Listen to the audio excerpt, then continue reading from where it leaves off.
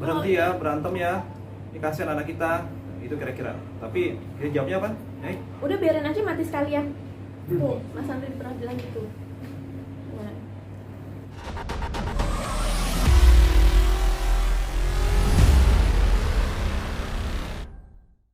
Tadi seperti apa?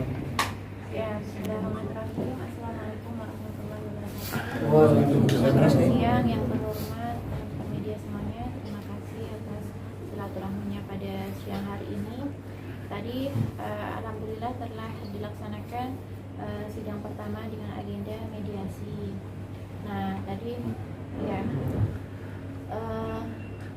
dari Nyai dan tim pribadi sebenarnya benar-benar mau ada itikat baik untuk tadi dari pihak mediator akan menyampaikan melakukan perjanjian ya untuk bisa memberikan kesempatan kedua untuk Mas Andri, karena kesempatan pertama ini sebenarnya sudah ada perjanjian antara Nyai, Mas Andri, Ustadz Mohai dan 2 saksi, tapi ternyata dilanggar. Itu perjanjiannya di atas materai, jadi letternya akta absahannya sah gitu.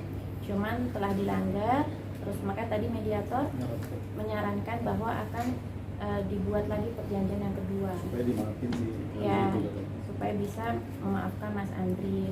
Nah tadi sebenarnya terbesit sekilas di hatinya ini, iya deh aku coba sebenarnya, cuman kan nggak mungkin serta mertanya berpikir itu langsung quick gitu, karena kan ini menyangkut kehidupan masa depannya ke depan bersama Budi Sultan.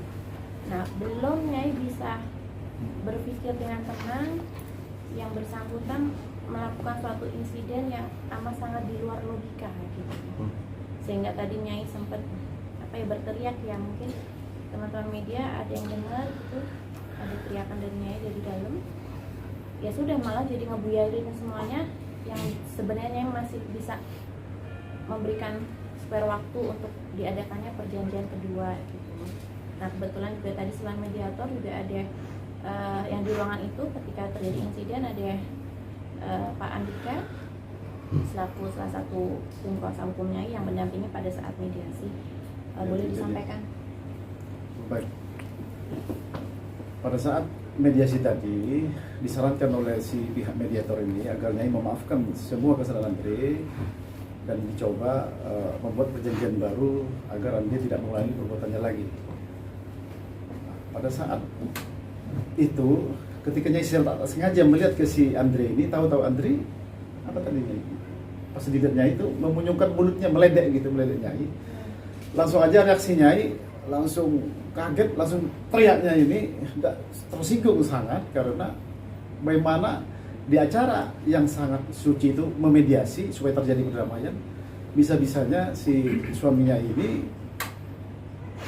melakukan perbuatan yang tak semestinya gitu. Harusnya kan kalau memang ditanya tadi apakah bagaimana sore Nyai menjawab bahwa ya seperti tadi bahwa oke lah untuk membuat perjanjian, mungkin begitu ya Nyai. Iya, sebelumnya menyatakan iya dan tidak, kan ya kan pasti akan ada otomatis berpikir dong, tidak serta merta mengiyakan atau mentidakkan.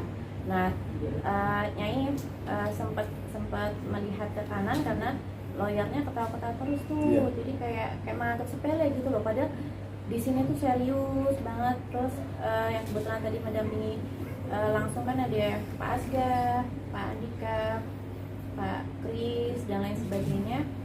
Itu serius, emang kita sangat menghormati atas adanya lembaga perkawinan diwakili oleh pengadilan agama. Nah tapi si lawyer yang bersangkutan ketawa-ketawa terus Nyai liatin gitu, kok gini sih gitu. Terus setelah Nyai liatin ke lawyernya, Nyai langsung liatin ke sebelahnya itu Mas Andri. Tapi yang Mas Andri memperlihatkan ke Nyai itu membangkitkan trauma-trauma yang udah terjadi selama 9 bulan. Jadi gini, bukannya tatapannya itu diterima dengan baik ya, seharusnya kan senyum ya ini gitu, atau enggak mah gimana gitu. Itu kan momen ini kan sangat berharga sebenarnya, dan juga ini dia sangat hargain karena udah lama nggak ketemu, dipersatukan di suatu ruangan mediasi, seharusnya dipergunakan dengan sebaik mungkin. Kalau misalnya sewajarnya orang, senormalnya orang, cuman Mas Andri bisa-bisanya gini gitu. Nah, kok jadi ngeledekin Nyai kok maksudnya apa? Jadi dan dulu tuh sering banget kayak gitu kalau di rumah. Melewat ya. Iya, kayak ngeledekin Nyai, kayak apa ya? Terus Nyai bilang sama Pak mediator, Pak itu Pak, dia ngeledekin Nyai lagi, dia mau merusak psikologinya lagi gitu. Kayak gitu terus, ya Allah saya kan itu nggak perlu terjadi ya, no need ya. Kenapa disia-siakan momen itu? Gitu.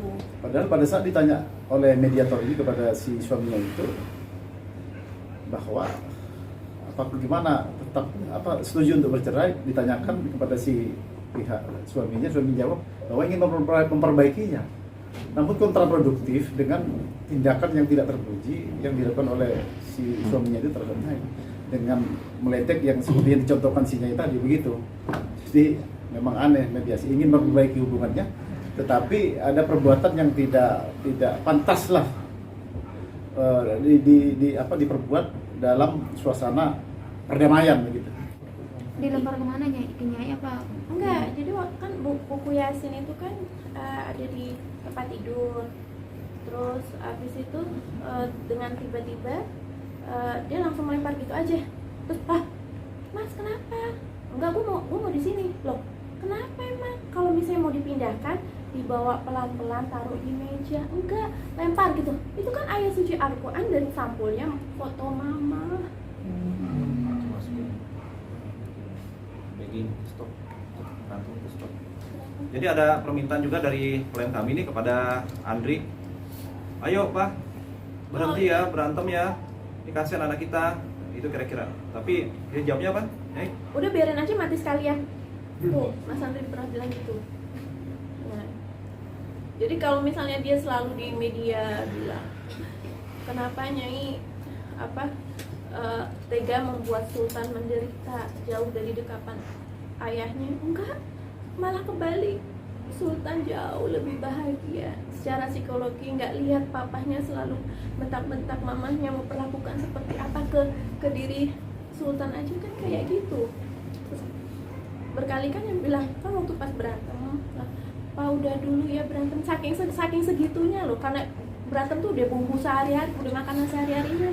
Udah Pak berantemnya, itu anaknya nangis, udah biarin aja mati sekalian, bilang gitu. Terus beberapa kali waktu pas bertiga juga, udah bodo amat, gue hilang anak satu nggak apa-apa, gue masih punya anak 6 kok.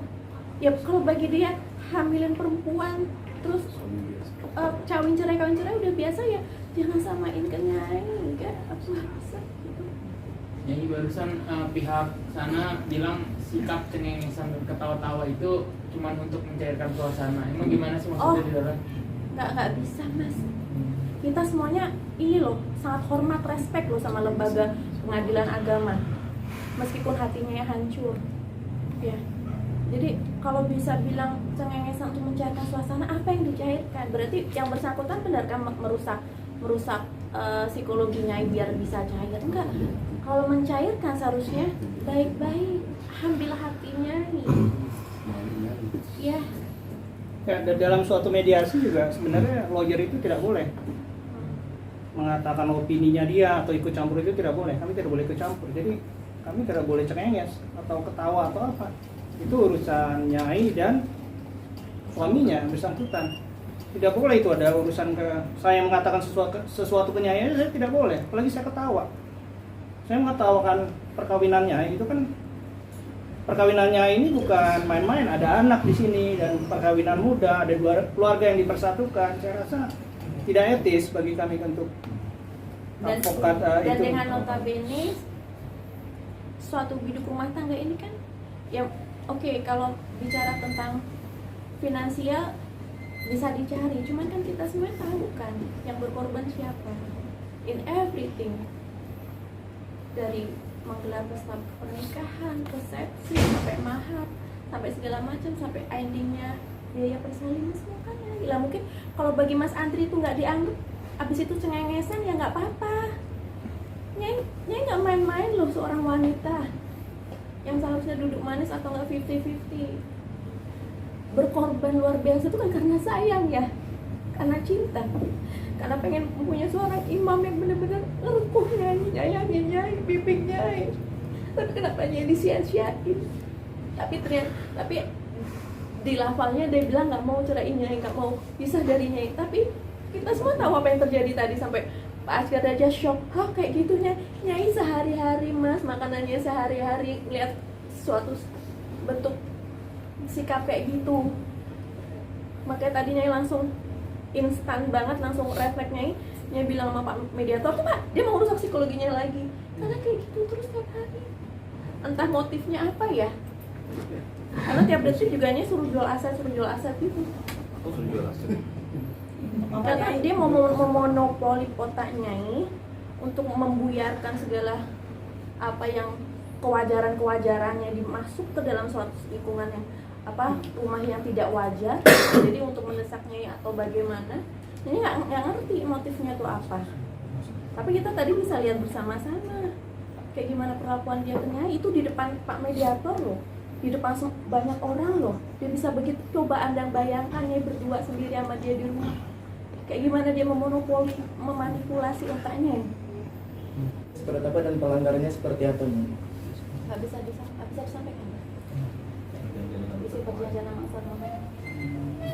Ya, oke. Ya, jadi perjanjian itu dilakukan kedua belah pihak, saya dan Mas Andri, di depan Ustadz Mohai, dan ditambah dengan dua saksi. Dua saksinya adalah santri-santrinya, pengawalnya Ustadz Mohai gitu. Nah, pada saat itu item-item ada banyak sekali listnya, karena memang yang bersangkutan tuh harus ditekankan beberapa list, banyak gitu. Secara garis besar adalah, pertama, tidak akan bertindak kasar lagi kepada Nyai, tidak akan lagi memaki-maki Nyai, tidak akan lagi melakukan hal perselingkuhan dalam bentuk apapun, karena kita melihat perselingkuhan itu dalam bentuk apapun ya.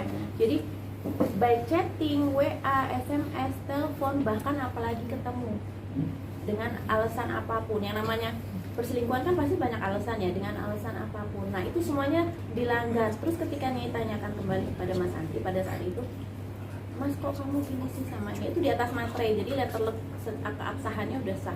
Nah, dia bilang, lah nggak ngaruh lagi ke gue gitu.